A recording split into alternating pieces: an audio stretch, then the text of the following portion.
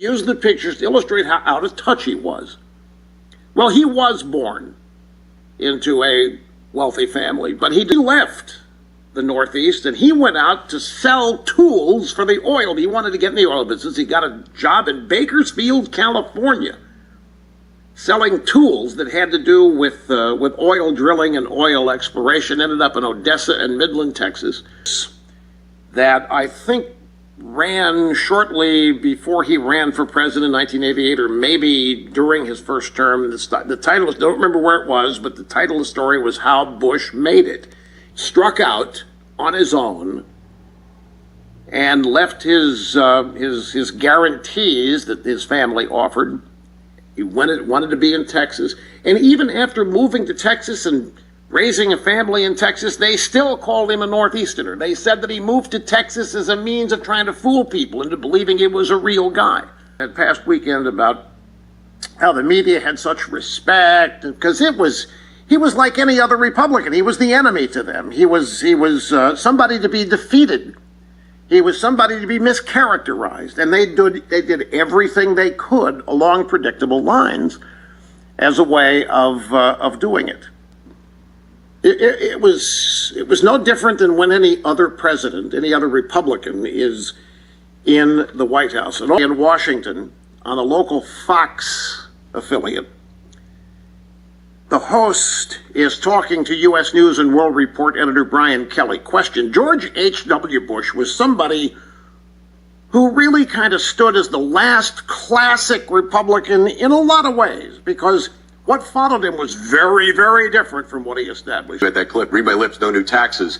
Well, he did raise taxes, and that set in motion huge forces. It gave us Newt Gingrich, it gave us Rush Limbaugh, it gave us the Republican dissident movement.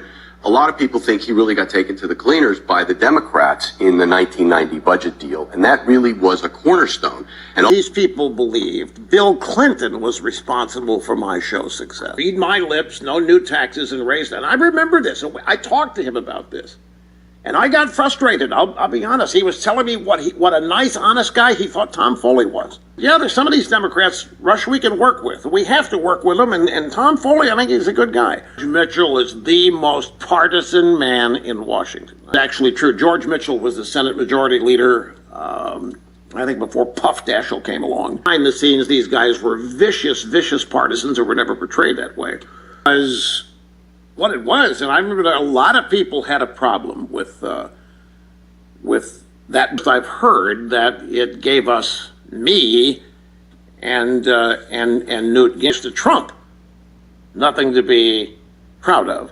Feeling so negatively about the economy. I think they're feeling negative about the economy because they hear 92% of the coverage on the television, where a lot of people get their news from, on the economy has been negative.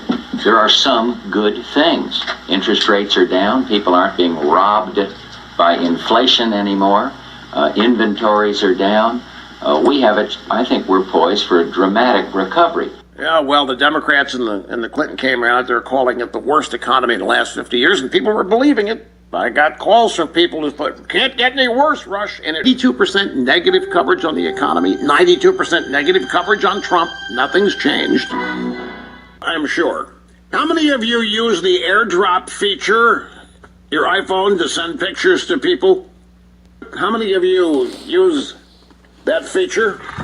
Live from the Southern Command in sunny South Florida, it's Open Line Friday! Well, imagine you're on your iPhone, dropped you a photo of them.